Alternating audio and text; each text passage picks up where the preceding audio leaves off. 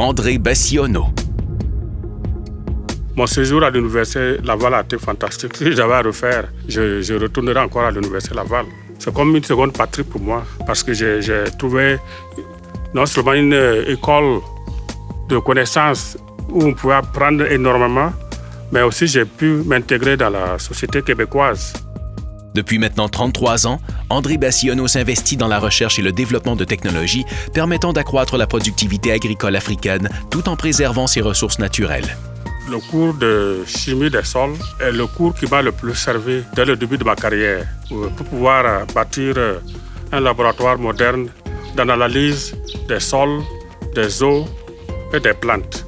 Et tout de suite aussi, il fallait que je sois efficace sur le terrain, à savoir pouvoir établir des essais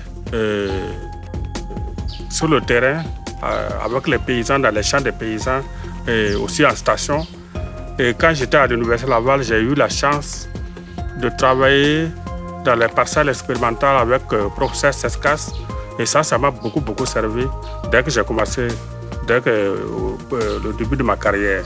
Il s'est en effet impliqué auprès d'innombrables organisations et groupes de travail internationaux œuvrant dans le domaine avant de devenir le coordonnateur d'un programme de développement rural intégré de 5 pays africains, poste qu'il occupe toujours aujourd'hui. Non, je pense que ma plus grande réussite, c'est de voir comment j'étais intégré. Et je pense que ça m'a beaucoup aidé de savoir partout où j'étais par la suite. Le fait de vouloir avoir une bonne équipe de recherche, ça c'était très bénéfique pour moi.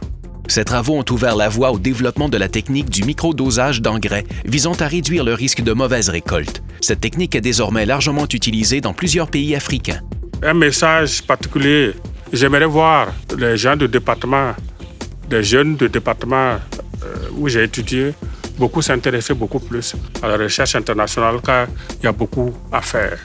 Chercheur engagé, on lui doit plus de 300 publications scientifiques. Ces avancées significatives lui ont d'ailleurs valu le prestigieux prix remis par l'UNESCO Guinée équatoriale en sciences de vie de la Terre, en plus du prix du meilleur chercheur en Afrique, décerné par l'Union africaine.